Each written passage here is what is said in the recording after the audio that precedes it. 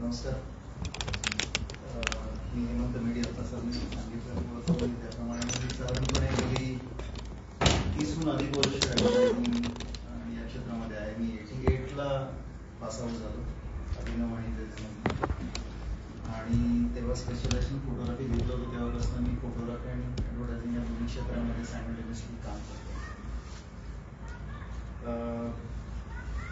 Reservation documentation हा एक विषय आपल्याकडे फार उशिराने आला. म्हणजे आपल्याकडे पूर्वीपासून जितके तुम्ही बघितलं असेल तर अनेक नामवंत चित्रकारांची म्हणजे 2-4 जर मोजकी नावं सोडली तर आपल्याला अनेक लोकांची चित्र बघायला मिळत नाही. म्हणजे मी जेव्हा 2017 ते 19 मध्ये मी NJMAचा कमिटी मेंबर होतो तेव्हा आमच्या समोर जे काही सगळे पेंटिंग्स होती तुम्ही तिथं खाली अतिशय वाईट अवस्थेमध्ये ठेवली होती आणि त्याचं डॉक्युमेंटेशन काहीच आजही नाही. म्हणजे आज तुम्हाला माहित नाही की दिल्ली NJMA मध्ये आहे का किंवा कुठे आहे का, त्याचं केलंय का नाही. पण डॉक्युमेंटेशन हा फार मोठा विषय आणि हा सगळ्या क्षेत्रात लागू होतो. म्हणजे आर्टिस्टलाही लागू होतो, स्कल्पचर आर्टिस्ट असेल, कुठलाही आपल्या क्षेत्रातल्या अनेक प्रकारच्या जे काही सगळ्या फील्ड्स आहेत त्या प्रत्येक ठिकाणी हे आवश्यक आहे. पण ह्याच्याबद्दल आपल्याकडे कुठेही कॉलेजमध्ये किंवा कुठे आपल्याला त्या पद्धतीचं काही माहिती दिली जात नाही किंवा त्याचं शिक्षणही दिलं जात नाही आणि ते फार महत्वाचं आहे. आपण परदेशातले कुठलेही चित्रकार बघतो किंवा आपण एखादा बघतो गायतोंड्यांचं चित्र बाबा अमुक त्याचं बोली लागली आणि ते गेलं विकलं. पण हे या रकमेपर्यंत कसं जातं, त्याच्यामध्ये काय असतं, त्याचं कसं ट्रेस आउट केलं जातं, त्याचं पहिल्यापासून डॉक्युमेंटेशन असेल तर ह्या सगळ्या ट्रेसेस ऑथेंटिकेट करता येतात, त्याची ओरिजिनॅलिटी बघता येते आणि ते चित्र यांनी घेतलं मग 70 साली त्यांनी त्यांना विकलं असं करत करत त्याची जेव्हा हे सगळे ट्रेसेस असतात आणि ह्याला डॉक्युमेंटेशनचा फार मोठा भाग आहे. आपण स्टेप बाय स्टेप त्यातल्या काही गोष्टी आज बघूया. मी तुम्हाला सांगतो जेवढं मला माहिती तेवढं सांगतो तुम्हाला. डॉक्युमेंटेशन आणि आर्टिफॅक्ट्स किंवा आर्टचं हे का महत्वाचं आहे या विषयावर मी थोडं तुम्हाला सांगतो. पहिली गोष्ट प्रिझर्वेशन. म्हणजे प्रिझर्वेशन अशी गोष्ट आहे की चित्र, पेंटिंग, स्कल्पचर जे काही आर्ट फॉर्म आहे तो आर्ट फॉर्म चांगल्या कंडिशन मध्ये आहे किंवा त्याची आधीची कंडिशन काय होती किंवा ती रिस्टोर केली आहे का, या सगळ्या गोष्टींचं डॉक्युमेंटेशन फार महत्वाचं ठरतं. कारण जेव्हा पुढे जाऊन कालांतराने जेव्हा ते चित्र किंवा पेंटिंग किंवा स्कल्पचर जेव्हा एका लेवलला येतं, चित्रकार किंवा कुठलाही माणूस एका रात्रीत तर फेमस होत नाही. इव्हेंच्युअली त्याच्या कामानी त्याच्या काम सगळीकडे ज्या पद्धतीने ऍक्सेप्ट केलं जातं त्याचं नाव होतं आणि मग तो मोठा होतो आणि मग त्याच्या सगळ्या चित्रांनाही किंमत येते आणि मग तेव्हा किंमत येते, सुरुवातीला नसते. पण डॉक्युमेंटेशन जर असेल तर त्याचा ट्रेस आउट करता येतो तुम्हाला. तर त्याच्या कंडिशन्स काय आहेत आणि त्याचं कॉन्झर्वेशन साठी आपण काय कष्ट घेतलेत हे जर मेन्शन केलं असेल तर त्या प्रिझर्वेशनला खऱ्या अर्थाने महत्व प्राप्त होतं. अदरवाईज त्याला काही महत्व राहत नाही. दुसरी गोष्ट रिसर्च आहे त्याच्यामध्ये आणि याचा म्हणजे याचे बेनिफिट्स सांगतो मी की डॉक्युमेंटेशनचे बेनिफिट्स काय. तर त्याचा रिसर्च म्हणजे बेसिकली ज्या अनालिटिकल इन्साइट्स किंवा हिस्टॉरिकल त्याच्या ज्या काही गोष्टी असतील या सगळ्या जर त्याच्याभोवती जोडल्या गेल्या असतील तर त्या लिंक्स असतील तर त्याची व्हॅल्यू अजून वाढते किंवा त्याचे ऑथेंटिकेशन अजून वाढतं. कारण जितकं ऑथेंटिक एखादी गोष्ट असेल तेवढीच त्याची व्हॅल्यू राहते. एखाद्या गोष्टीची जर ऑथेंटिसिटी नसेल, जर प्रोव्हिनन्स नसेल तर कुणी त्याला व्हॅल्यू करणार नाही. उद्या समजा एखादं चित्र दिलं आणि सांगितलं की हे गायतोंड्यांचं आहे, कोण विश्वास ठेवणार तुमचा. You should have all the things in line. सगळ्या गोष्टी तुम्हाला माहीत पाहिजे. हा त्यातला भाग झाला. त्यामुळे त्याचं रिसर्च आणि त्याच्या गोष्टी बरोबर असणं, त्याच्या जोडीला असणं की हे चित्र का झालं, कसं झालं, केव्हा झालं, कोणी केलं, या सगळ्या गोष्टी आहेत. मॅनेजमेंट म्हणजे म्युझियम्स मध्ये खूप मोठ्या प्रमाणावरती कलेक्शन असतं, मोठमोठ्या गॅलरीज मध्ये कलेक्शन असतं. हे कलेक्शनचं ट्रॅकिंग ठेवणं हे डॉक्युमेंटेशनमुळे त्याची मदत होते की हे कधी आलं गॅलरीमध्ये, हे कुणाकडनं आलं, कुणाकडं होतं. या सगळ्या स्टेप्स म्हणजे याच्या डॉक्युमेंटेशन पाहिले गॅलरीजला होतात, म्युझियम्सला होतात. तुम्ही आजही कुठल्या इंटरनॅशनल लेवलच्या म्युझियम्समध्ये जर गेलात तर तुम्हाला डेफिनेटली एखादी आर्टिफॅक्ट्स किंवा एखादं पेंटिंग असेल तर त्याची जर तुम्ही मागितली तर ते तुम्हाला देऊ शकतात.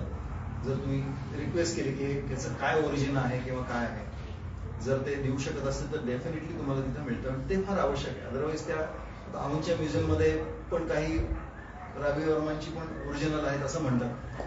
तिथं जर त्यांच्याकडे जर त्याचं काही डॉक्युमेंटेशन असेल डेफिनेटली तर तुम्ही रिलाय करू शकता की हे त्याची काय आहे.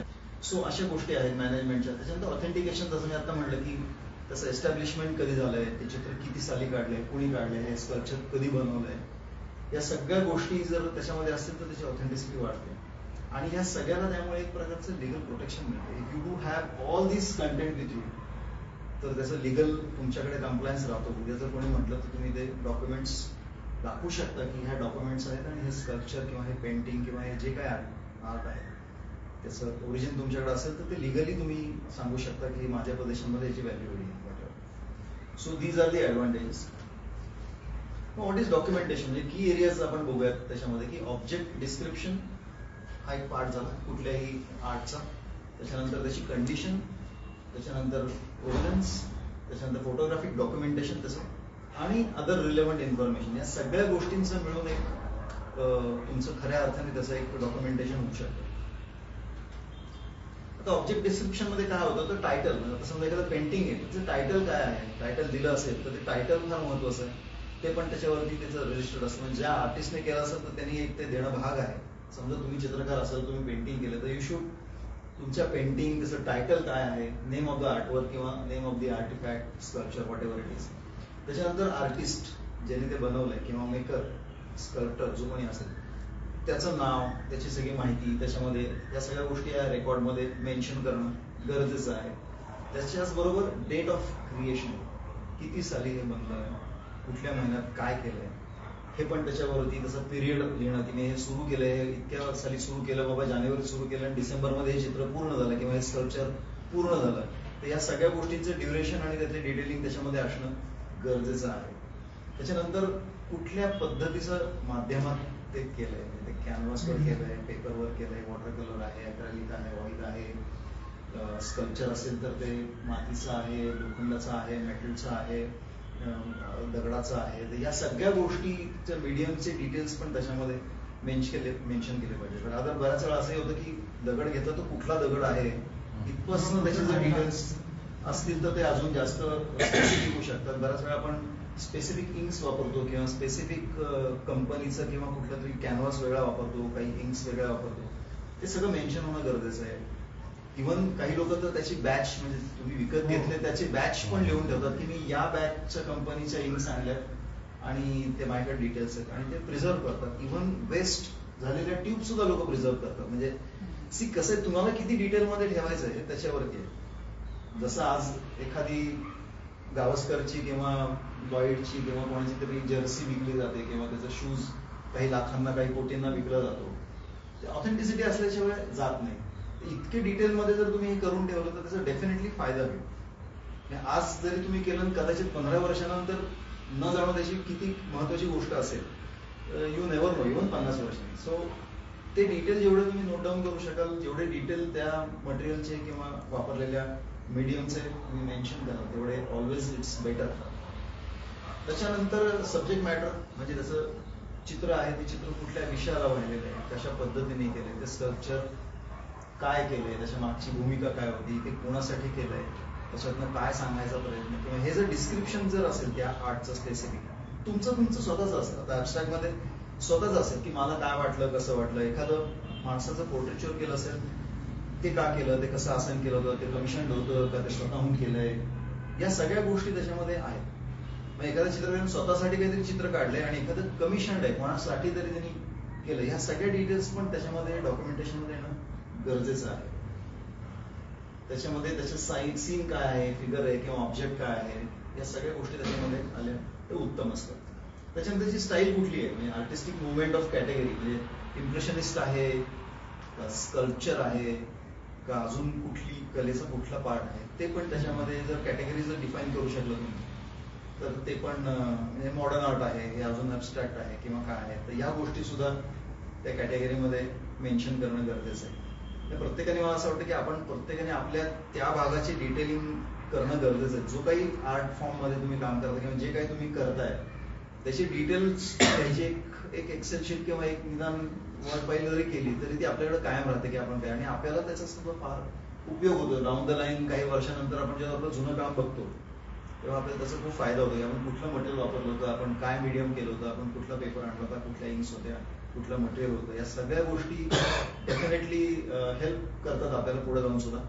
कारण बऱ्याच वेळा माझं असं होतं की मी माझा जुना कंटेंट काढतो फोटोग्राफीला, आणि मी तो ब्राउज करत असतो.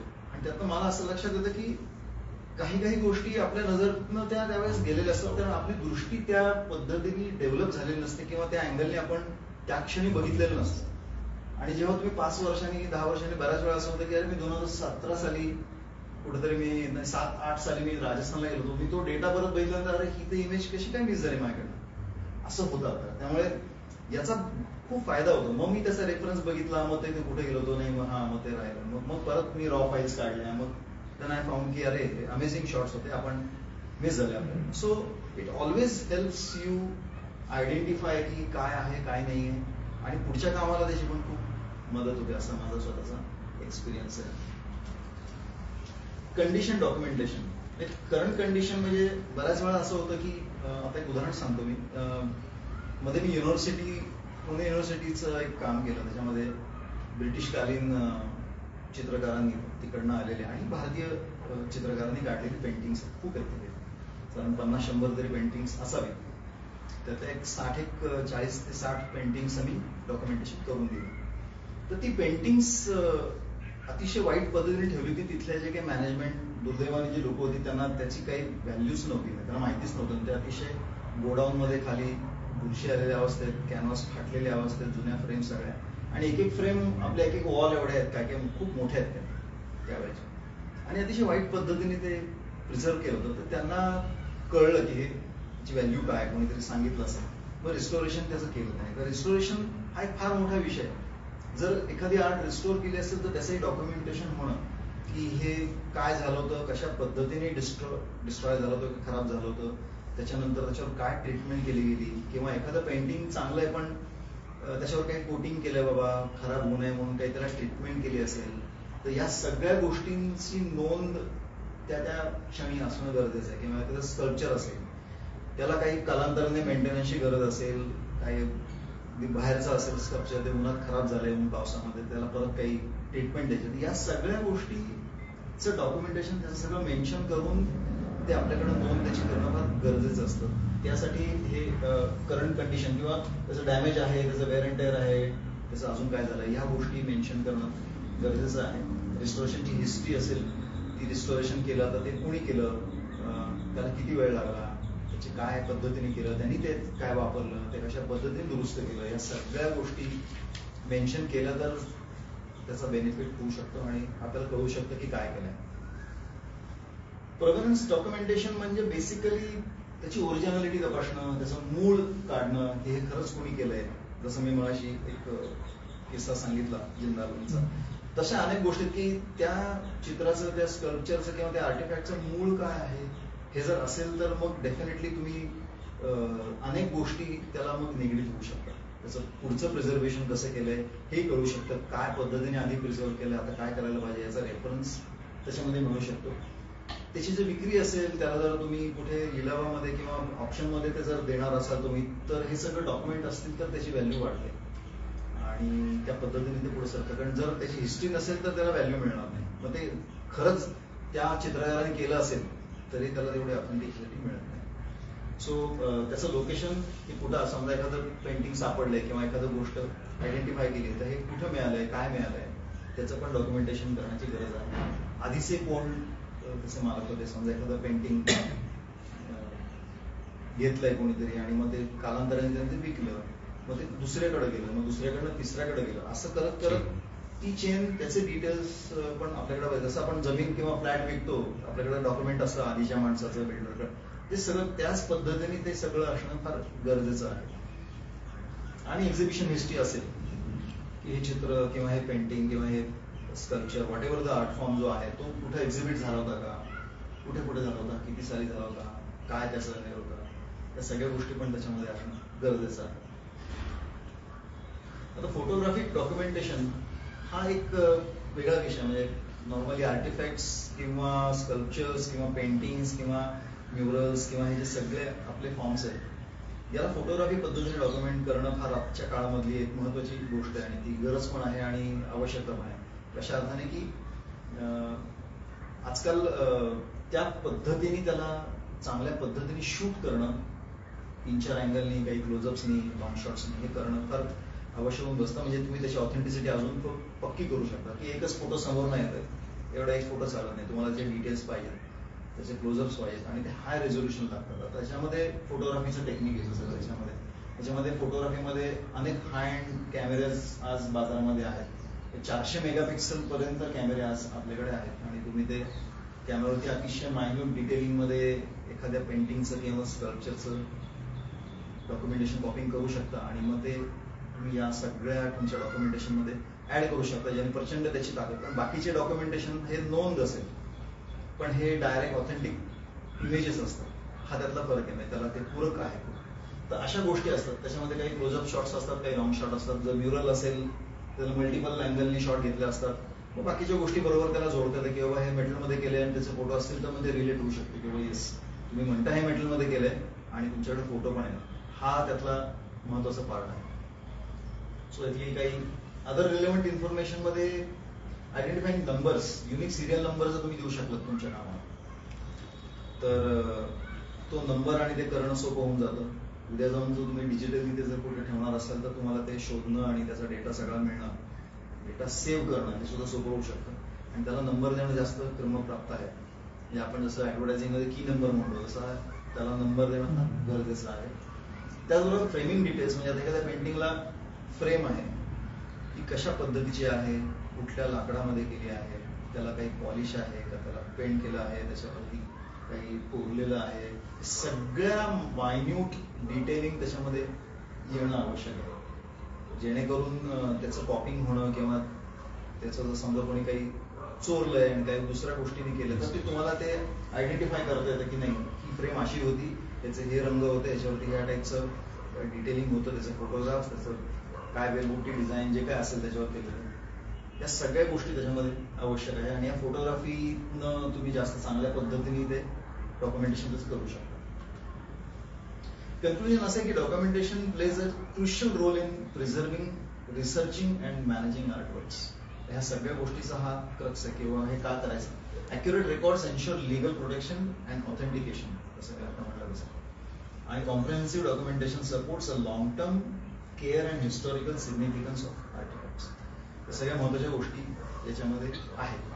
तर नॉर्मल डॉक्युमेंटेशनचे हे सगळे ऍस्पेक्ट मी आता तुम्हाला सांगितले. तर काही मी तुम्हाला दाखवतो किंवा कशा पद्धतीने नॉर्मली एखादा पेंटिंग किंवा एखादा आर्ट कशी काही डॉक्युमेंट होतं.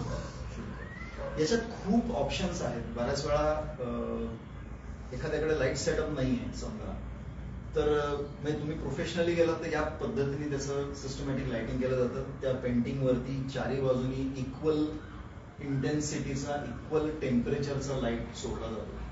म्हणजे फ्लॅश लाईट असेल किंवा कंटिन्युअस लाईट असेल तो इक्वल सोडला जातो. फार महत्वाचं आहे. म्हणजे पेंटिंग एवढं मोठं आहे की इकडनं लाईट लावला आणि इकडनं हा लाईट 4 फुटावर आणि इकडचा 6 फुटावर आहे तरी इथल्या लाईटच्या इंटेन्सिटीमध्ये फरक पडतो. त्याच्या टेम्परेचर हा एक अगेन भाग येतो जो कलरशी निगडीत आहे. कलर टेम्परेचर आता ही जी टंगस्टन आता ही येलो टाईपची आहे, कधी कधी फ्लोरोसंट व्हाईट असतो. तर याच्यामध्ये हे जे लाईटचे जे काही शेड्स येतात ते नॅचरल तसं त्या शेडमुळे इथले रंग बदलतात. तुम्ही इथं जर पांढरा दिवा लावला व्हाईट त्याचा कलर वेगळा आहे, इथं जर टंगस्टन लावला त्याचं फील वेगळं आहे. पण ओरिजिनल पेंटिंग शूट करताना तुम्हाला न्यूट्रल व्हाईट लाईट सेट करावा लागतो, त्याचं टेम्परेचर सेट करावं लागतं. त्यासाठी अनेक गोष्टी असतात. त्यासाठी एक प्रकारचं कार्ड असतं, त्या कार्ड आणि टेक्निकल कार्ड असतं, त्याच्यावर शूट करताना आम्ही इक्वल लाइटिंग करतो त्याचं आणि मग ते घेतल्यानंतरची पण प्रोसेस आहे. मग आम्ही त्याचं व्हाईट लाईट किंवा त्याचं टेम्परेचर सेट करतो जेणेकरून त्याचा ओरिजिनल कलर्स मिळतात तुम्हाला डॉक्युमेंटमध्ये, फोटोमध्ये. आणि ते मिळाले ते जेव्हा तुम्ही जर रिप्रोडक्शन कराल तेव्हा ते ऍक्च्युअल पेंटिंग प्रमाणे येऊ शकतं. पण हे जर तुम्ही जर केलं नाही, कॅमेरा तेवढा ताकदीचा नसेल आणि कॅमेऱ्यापेक्षाही तशी पोस्ट प्रोसेसिंग जर ताकदीची नसेल किंवा त्याचं नॉलेजेबल नसेल तर तुमचा रंग बदलू शकतात, पेंटिंगचे कलर चेंज होऊ शकतात. आणि समजा तुम्हाला तुमचं पेंटिंग रिप्रोडक्शन करायचंय आणि तर तुम्ही जर ते नीट नाही केलं तर तुम्ही केलेलं चित्र आणि छापून आलेला कॅनव्हास किंवा प्रिंट याच्यामध्ये खूप फरक येऊ शकतो आणि तुम्हालाच ते असं होतं की अरे मी असं काढलंच नाही आणि आता हे चित्र असेल. सो डॉक्युमेंटेशन ऑफ पेंटिंग किंवा याचं फार क्रुशियल गोष्ट आहे. त्याच्यासाठी खूप कष्ट घ्यावे लागतात आणि म्हणजे लाइटिंग हा एक पार्ट आहे. आणि लाइटिंग 2-3 प्रकारचं असतं. मी तुम्हाला दाखवतो की जसं आता ही एक चित्र आहे हे चित्र स्कॅन केल्यानंतर कॉपिंग केल्यानंतर या पद्धतीने तुम्हाला मिळतं आणि मग याचं तुम्ही रिप्रोडक्शन करू शकता. कॅनव्हास असेल, फोटो प्रिंट असेल, आर्कायवल पेपर असेल, आजकाल खूप छान छान मीडिया अवेलेबल आहेत आणि प्रिंटिंग मीडियम पण अवेलेबल आहेत, त्यामुळे त्याच्यावरती आपण प्रिंट करता येतं. या पद्धतीने पण तुम्हाला करता येतं. याच्यात हाय एंड कॅमेरा इथं हसलबर्ड दाखवला आहे. Hasselblad camera is one of the best in the world. There is nothing beyond Hasselblad today.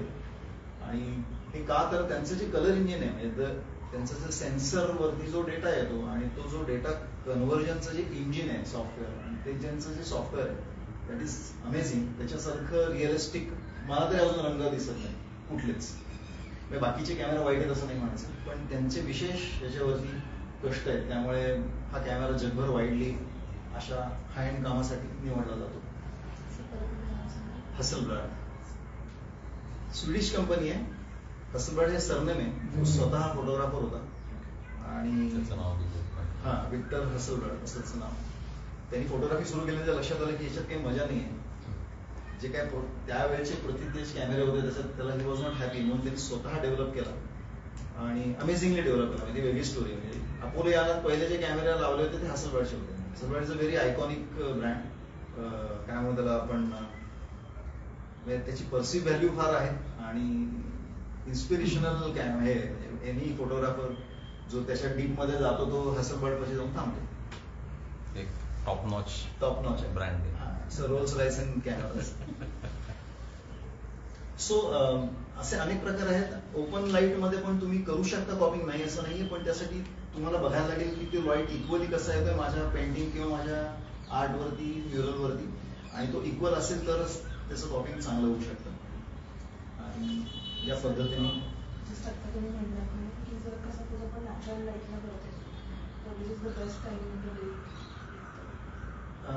Normally कसं आहे की तुमच्याकडे जर लाईट बाउन्स होऊन येत असेल ना, it's always better. Harsh light मध्ये कधीच कॉपिंग म्हणजे ओपन लाईट मध्ये तुम्ही कधीच कॉपिंग करू नका. ओपन लाईट मध्ये कॉपिंग करायचं असेल तर तुम्हाला ते शक्य होणार नाही, कारण खूपच हार्श लाईट असतो. तेव्हा जर लाईट बाहेरनं खूप येतो एखाद्या विंडो मधनं आणि तो खूप येत असेल तर त्याच्या हिशोबाने आता या इथनं लाईट येतो, तुम्ही पेंटिंग इथे लावणार तर इथे इक्वल लाईट पडतात. तर असा जेव्हा खूप ब्राईट लाईट असेल आणि आतल्या बाजूला तुम्ही जर लावलात आणि जर चेक केलं की इक्वल लाईट पडतोय तर तुम्ही कॉपिंग करा आणि नंतर व्हाईट बॅलन्स आणि त्याचं कलर टेम्परेचर कंट्रोल करा, तुम्हाला नॅचरल कलर मिळू शकतो. असे काही ऍप वगैरे आहेत का की जे टेस्ट की हा इथे एवढा लाईट आहे? ऍप नाहीये तशा काही. म्हणजे फोन ऍप वगैरे काही आहे? नाही तशा काही ऍप्स नाही. तुम्हाला काही गोष्टी तुमच्या यासाठी तुम्हाला लक्स मीटर असतं जे फोटोग्राफीमध्ये वापरलं जातं. ते लक्स मीटर घेऊन तुम्ही चेक करू शकता की इथे इंटेन्सिटी किती आहे, इथे इंटेन्सिटी किती आहे. त्याच्यावरनं तुम्ही ते पेंटिंग ऍडजस्ट करू शकता किंवा जे काय आहे ते, किंवा तुम्ही त्याची पोझिशन ऍडजस्ट करू शकता. पण ते लक्स मीटर साधारण 10-15 हजार रुपये तुम्हाला त्यासाठी खर्च करावे लागेल आणि मग तुम्हाला कळेल की इथं 1 फुटावर किती आणि 2 फुटावर किती. तर बटन दाबलं की तो सांगतो इथं किती हे आहे, किती लक्स लाईट आहे. ते शक्य आहे तुम्हाला, पण तेवढी गरज पडत नाही. इक्वल लाईट आहे का हे आपल्याला डोळ्याने सुद्धा बऱ्यापैकी कळतं. हे केव्हा होतं, अतिशय हाय एंड तुम्हाला करायचं आहे जिथे अशा पद्धतीने आम्ही करतो तिथे मात्र या गोष्टी लागतात. पण तिथे सुद्धा तुमचा अनुभव असेल आणि तुम्हाला जर माहिती असेल तर तुम्ही ते करू शकता. त्यासाठी तुमचं आता आम्ही हे जेव्हा शूट करतो हे जे लाईट दिसतात तुम्हाला, हे प्रो फोटो किंवा तत्सम कंपनीचे लाईट, ते इतके सेन्सिटिव्ह आहेत की ते तुम्ही सांगितलं 4700K लाईट पाहिजे तर 4700K लाईट एक नाही 10 वेळा तो त्याच वेळेचा आहे. पण हे जर तुम्ही एलिन करून लाईट वापरले तर प्रत्येक फ्लॅश वेगळ्या इंटेन्सिटीचा आहे, तो वेगळ्या टेम्परेचरचा. You have no control. So त्याची किंमत 1.5 लाख रुपये असेल तर हा 20,000 मिळतो. हा त्यातला फरक आहे. टेक्नॉलॉजीमुळे तुम्हाला ते प्रिसिजन मिळतं आणि अदरवाईज पण तुम्ही म्हणलं तसं लक्स मीटरने बघू शकता किंवा व्हिज्युअली पण तुम्ही करू शकता. अशा पद्धतीचे अनेक प्रकारचे सेटअप इथे लावले जातात. बऱ्याच वेळा काय होतं की एखादा लाईट सोर्स आहे हव्यापेक्षा जास्त ब्राईट असेल तर ट्रान्सपरंट शीट लावले जातात मध्ये, लाईटच्या मध्ये, म्हणजे इकडे असा कम्प्लीट असा एक इव्हन लाईट मिळू शकतो. मग त्यासाठी वेगळ्या पद्धतीने तुम्हाला लाईट सेट करावं लागतात किंवा त्याला मध्ये फिल्टर्स लावावे लागतात. असंही तुम्ही करू शकता. तर सो मेनी वेज, म्हणजे प्रत्येकाची स्टाईल करण्याची वेगळी किंवा प्रत्येकाचं पेंटिंग वेगळं. आता एखादा पेंटिंग त्याच्यामध्ये खूप रिलीफ ओरिएंटेड इंक्स वापरले, मोठमोठे पॅचेस लावले की रिलीफ पण आहे त्याच्यामध्ये, फ्लॅट नाहीये, प्लेन नाहीये. मग अशा वेळेस त्याचं टेक्स्चर पण घ्यायचं आहे. मग लाइटिंग जरा तुम्हाला ट्रिकी करावं लागतं की ते दिसलं पाहिजे तो उठाव आलाय, तिथे इंक आहे जास्त. तर या सगळ्या गोष्टीसाठी तुम्हाला प्लॅनिंग करावं लागतं, मल्टिपल वेळा शूट करून तुम्हाला तो रिझल्ट चेक करावा लागतो आणि मग तुम्ही ते फायनल डॉक्युमेंटेशन तसं करू शकता.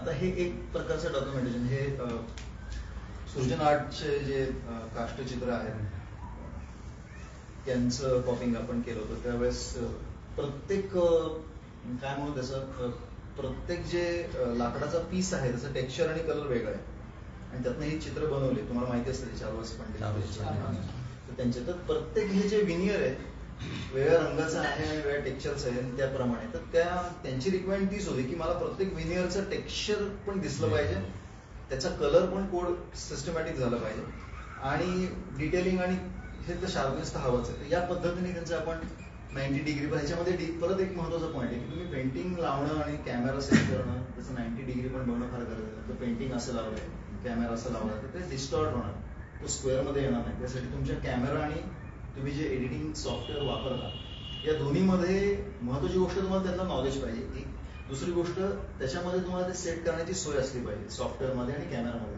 की मी 90 डिग्रीला लावलाय. तर ह्या सगळ्या गोष्टीसाठी तुम्हाला थोडंसं सॉफ्टवेअर पण शिकणं गरजेचं आहे. म्हणजे आता फोटोशॉप असेल किंवा हसलबर्डचं स्वतःचा एक सॉफ्टवेअर आहे फोकस नावाचं, किंवा अशा अनेक सॉफ्टवेअर, एडिटिंग सॉफ्टवेअर आहेत इमेजची. यू शुड नो की कशाने काय होतं आणि how can I control the shape आणि अँगल या सगळ्या गोष्टी त्याच्यामध्ये. तर त्याचं पर्स्पेक्टिव्ह मेंटेन करणं पण आवश्यक आहे, नाही तर मग ती फ्रेम अशी झाली तर चित्रच तुमचं डिस्टॉर्ट होऊ शकतं. सो या गोष्टी आहेत. आता याच्यामध्ये बघा तुम्ही तिन्ही चारही लिनियर्स वेगळे आहेत पण प्रत्येकाचे डिटेल्स आहेत. त्याच इमेजचा हा क्लोजअप शॉट आहे. So high resolution is again a main requirement Wien you document anything. उद्या समजा तुमचं पेंटिंग आहे आणि तुम्ही त्याचं अतिशय हाय रेझोल्युशन डॉक्युमेंटेशन केलं, दुर्दैवाने काहीतरी प्रॉब्लेम झाला आणि ओरिजिनल चित्र तुमच्याकडे नसेल तर you should be able to print the same painting on canvas or. तर तो सेम टू सेम येण्यासाठी तुमचं मूळ म्हणजे जे कॉपिंग जे झालं डॉक्युमेंट ते अतिशय परफेक्ट हवं, कलर करेक्शन हवं, साईज आणि त्याचा अँगल ह्या सगळ्या गोष्टी परफेक्ट हव्या आणि ते खूप हाय रेझोल्युशन हवं, तर ते तुम्ही रिप्रोडक्शन करू शकता. त्याच्यामध्ये तुम्हाला दिसत असेल सगळे डिटेल्स, त्याचे लाईन्स वगैरे. तर हे फार आवश्यक आहे. ही काही चित्र आहेत युनिव्हर्सिटीतल्या पेंटिंगची जी कदाचित आतापर्यंत आपल्यापैकी खूप कमी जणांनी पाहिली असतील, कारण युनिव्हर्सिटीत जाणं होत नाही आणि गेलं तरी चित्र लावले तिथे तुम्हाला जायला परवानगी असेल तर नाही.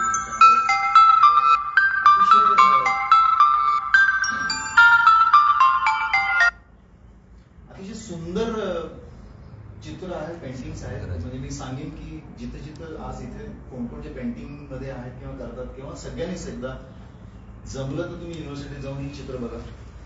अतिशय सुंदर पद्धतीने केलेली त्यावेळेची, कारण कमीत कमी मला वाटतं आता याला ब्रिटिशांच्या काळात किंवा ते 100 वर्षापेक्षा जास्त जुनी चित्र आहेत आणि फार अप्रतिम पेंटिंग्स आहेत. अक्षरशः बघण्यासारखे त्यांची ती स्टाईल आणि त्यांचे म्हणजे स्ट्रोक आणि ज्या पद्धतीने त्यांनी केलंय अप्रतिम आहे. युनिव्हर्सिटी, पुणे युनिव्हर्सिटी ते बिल्डिंग मध्ये कुठे कुठे लावलेत त्यांनी, काही काही ठिकाणी लावलेत. आपण जर जाऊन विचारलं आता, त्यावेळेस त्यांनी सगळी काढून एका ठिकाणी आम्हाला दिली होती कॉपीला, पण नंतर कुठे कुठे लावलेत हे मला माहित नाही. काही जयकर लायब्ररीमध्ये आहे, काही मेन बिल्डिंगला आहे. तिथे आतमध्ये जाऊन विचारलं तर बघायला परवानगी देऊ शकते. फार सुंदर, म्हणजे अभ्यास करण्यासाठी अतिशय योग्य. काही क्लोजअप्स दाखवतो मी त्याचे.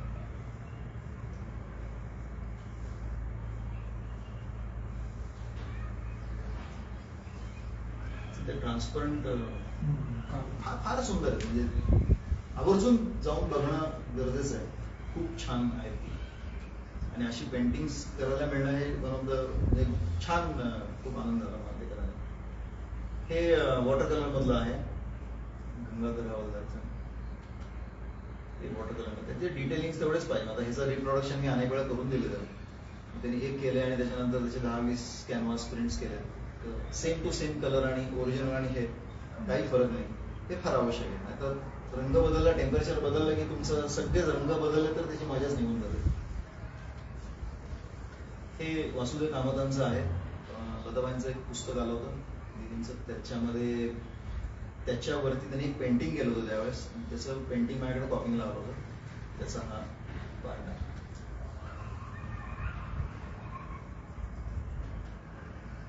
एक स्कल्पचर आहे अभिजित दोंडफळे शिल्पकार त्यांनी केलेलं आहे.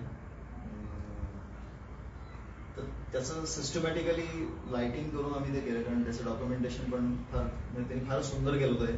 आणि मग त्याच्यामध्ये तेवढाच चांगला ड्रामा येण्यासाठी आम्ही जरा चांगल्या पद्धतीने लाइटिंग करून. प्रभाकर चौधरी.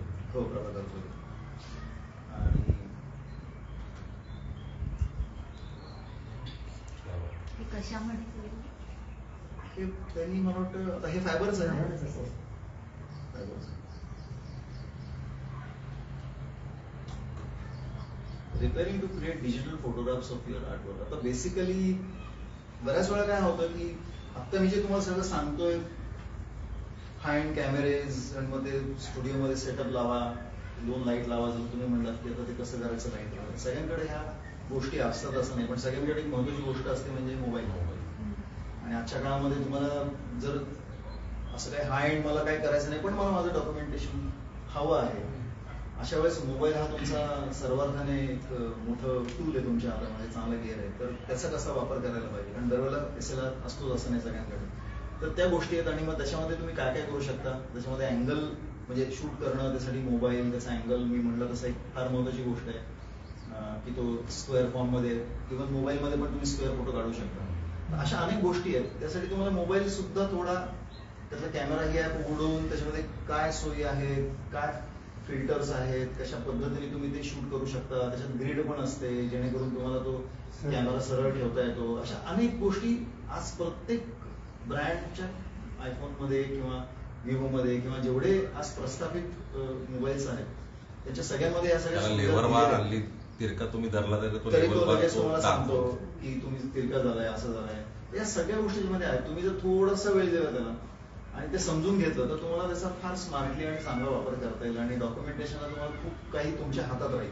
म्हणजे डॉक्युमेंटेशन व्यतिरिक्त इव्हन तुम्हाला ते प्रमोशनसाठी रीड करणं, त्याचे चांगले फोटो काढून ते फोटोशॉपमध्ये घेऊन ते प्रमोशनसाठी त्याचे काही ग्राफिक डिझाईन करणं, हे सुद्धा तुम्हाला खूप सोपं जाऊ शकतं. तुमच्याकडे ट्रायपॉड नसेल तरी तुम्हाला काही गोष्टी करता येतील. मी तुम्हाला आता काही गोष्टी दाखवतो. तेच पॉईंट्स मी ते लिहिले होते की बेसिकली काय, त्याचा टायमर असतो, टायमरचा तुम्ही वापर करू शकता. तुम्ही सेट करू शकता. एखादी मुव्हिंग गोष्ट घ्यायची तर तुम्ही त्याला टायमर लावून ऑन करू शकता आणि मग त्याची शूटिंग करू शकता. अशा so many things are there. या पद्धतीने समजा तुम्ही एखादं चित्र येतं, ते छोटं दाखवलंय, ते चित्र आहे आणि ते तुम्हाला शूट करायचं, तुम्ही हँडहेल्डही शूट करू शकता आणि नंतर सुद्धा तुम्हाला ते सरळ तिरकं काय असेल तर ते सरळ करता येतं. ते सगळ्या सोयी कॅमेरामध्ये आहेत. जसं एखादं तुम्हाला माहिती की ते PDF आहे, तुम्ही कसंही ठेवलेलं असेल, कागद चुरगळलेला असेल, ते स्कॅन करून तुम्हाला आहे. या सगळ्या गोष्टी टेक्नॉलॉजीने इझी करून ठेवल्यात. फक्त त्या तुम्हाला थोडंसं प्रॅक्टिस करून थोडं समजून घेतलं तर तुम्हाला त्याचा बऱ्यापैकी स्मार्टली चांगला वापर करता येईल. या पद्धतीने तुम्ही एखादं व्हाईट कार्डबोर्ड घेऊन त्याच्यावरती पेंटिंग घेऊन ओपन, पण अर्थात ऊन नसलेलं. तर ऍज यू आस्क मी की सकाळची जी पहिली लवकरची वेळ असते, सूर्य उगवतोय तोपर्यंत, थोड्या साधारण 7:30च्या आसपास किंवा 7 उन्हाळ्यात नाही, त्याची तीव्रता वाढायच्या तुम्ही जर एखाद्या सावलीसारख्या ठिकाणी जर केलं तर त्याचं चांगलं पॉपिंग होऊ शकतं. पण जर खूप ब्राईट लाईट असेल तर पूर्ण चित्र खूप ब्राईट होऊन जातं, तुमचे रंग बदलू शकतात. आणि आजकाल मोबाईल कसं आहे की मोबाईल हे सगळ्यांसाठी सर्वसमावेश असल्यामुळे त्याचं एक स्टँडर्ड कॅलिब्रेशन त्यांनी केलेलं असतं. कुठलाही फोटो काढला तरी तो लगेच एनहॅन्स तुम्हाला दिसतो, तो एकदम स्किन भारी दिसते, आकाश निळं दिसतं, सगळं सुंदरच दिसतं. ते प्रत्यक्षात तसं नसतं.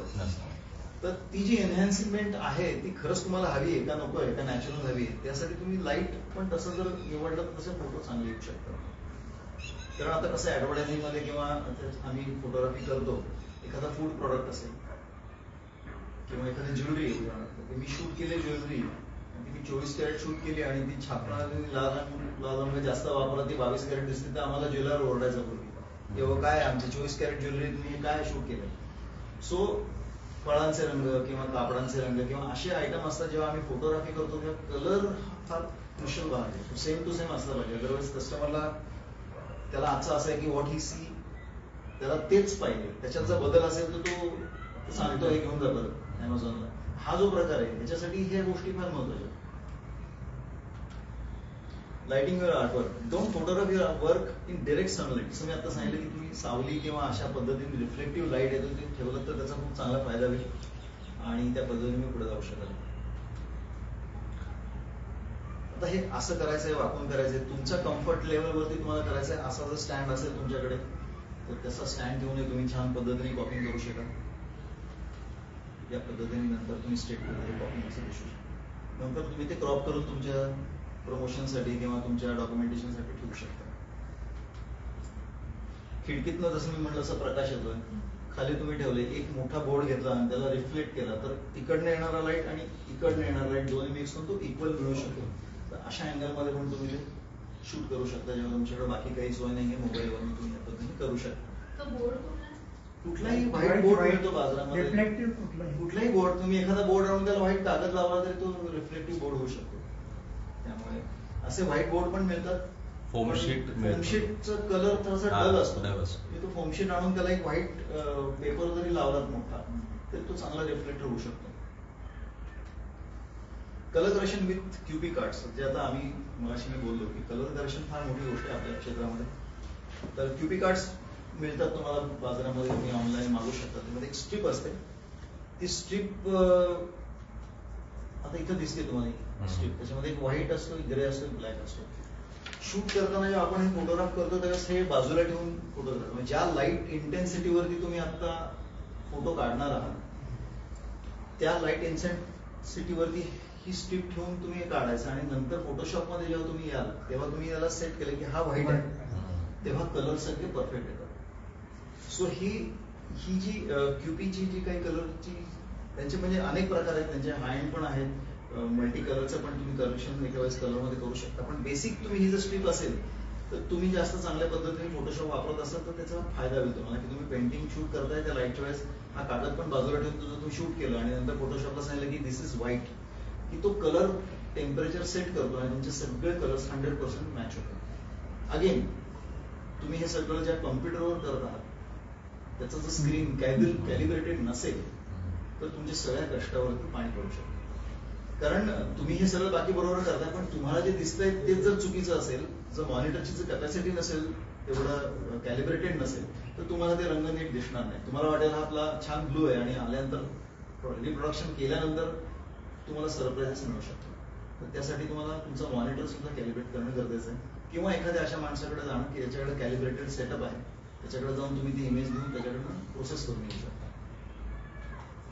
अशा पद्धतीने जेव्हा आपण शूट करतो तेव्हा आम्ही त्याच्यावरती ते ठेवतो आणि शूट करतो एक फोटो आणि मग आम्ही त्याला कॅलिब्रेट करतो.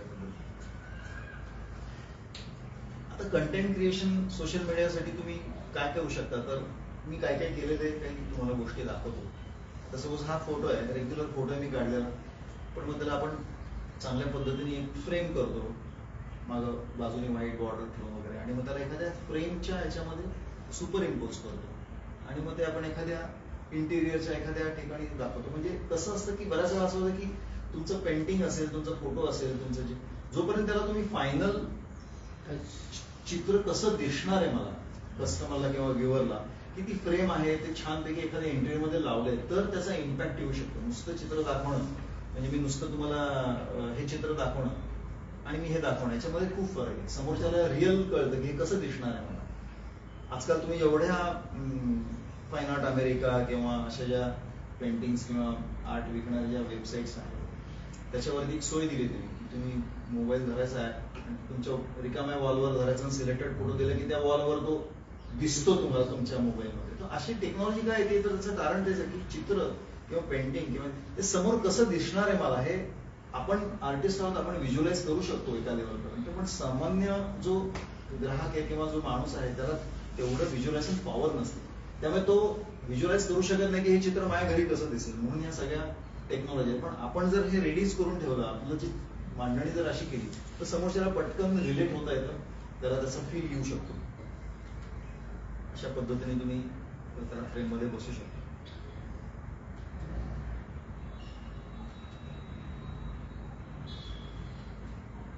आता हा झाला स्टॅटिक कंटेंट. तुम्ही एखादं तुमचं प्रमोशन करताय, मग फेसबुकला टाकताय, इन्स्टाला टाकताय, पण हे झालं स्टॅटिक. मग तुम्हाला व्हिडिओ पण करणं गरजेचं आहे, रील्स करणं गरजेचं आहे. त्यासाठी पण तुम्ही थोडंसं आज सगळ्या मोबाईल पासनं पीसी वरती सगळी सॉफ्टवेअर्स आहेत, त्याच्यात बेसिक क्लिप करू शकता तुम्ही, साऊंड त्याच्यामध्ये लावू शकता, थोडंसं एडिटिंग करू शकता, टेक्स्ट त्याच्यामध्ये इन्फ्यूज करू शकता, तुमचा लोगो टाकू शकता. तर या गोष्टी पण तुम्हाला शिकणं गरजेचं आहे. याचं कारण असं आहे की त्याशिवाय तुम्हाला चांगल्या पद्धतीचा कंटेंट क्रिएट नाही करता येत आणि चांगला कंटेंट नसेल तर समोरच्याला भावणार नाही, तो आवडणार नाही. त्यामुळे तुम्हाला त्या गोष्टी सुद्धा थोड्या या शिकल्या पाहिजेत. जरी असं वाटत असेल की हे आउट ऑफ हे आहे की माझं तेवढं हे नाही, I am not tech savvy, तर तसं नाही. तुम्हाला या गोष्टी सोशल मीडिया, त्याच्या पोस्ट करणं, रील करणं किंवा व्हिडिओज करणं हे आजच्या काळाची गरज आहे. जर तुम्हाला तुमचं चित्र जास्तीत जास्त लोकांपर्यंत पोहोचवायचं आहे, चांगल्या पद्धतीने विकायचं आहे, जी व्हॅल्यू वाढली पाहिजे असं वाटत असेल, तुमची इमेजरी क्रिएट झाली असं वाटत असेल, तर तुम्हाला या गोष्टी करण्याची गरज आहे. तर त्या एक फिल्म दाखवतो मी आताच ती वर्क केलेली याची. येतं ना?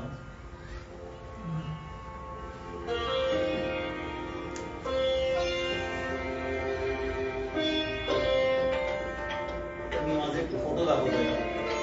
कुठला आहे, ते काय आहे,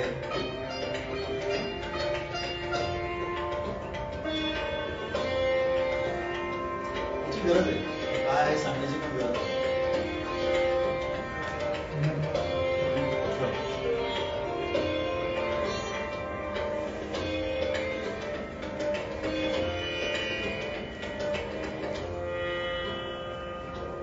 ते दाखवल्यानंतर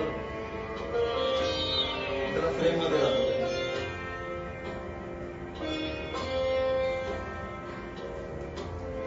त्याचं लोकेशन पण मी दाखवलंय, कुठे आहे, ते काय आहे.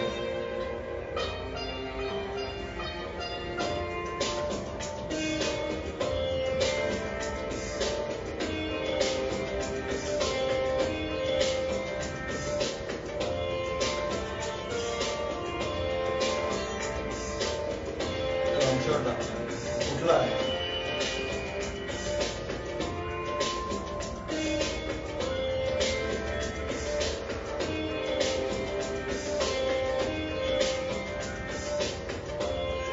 फाईन आर्ट पेंट्स अवेलेबल आहेत.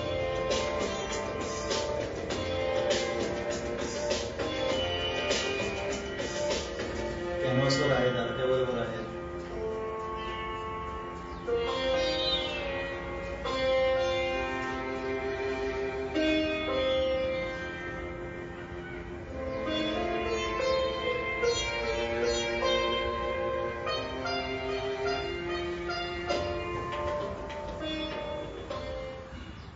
सो अशा पद्धतीची फिल्म म्हणणं हे काही अवघड नाहीये.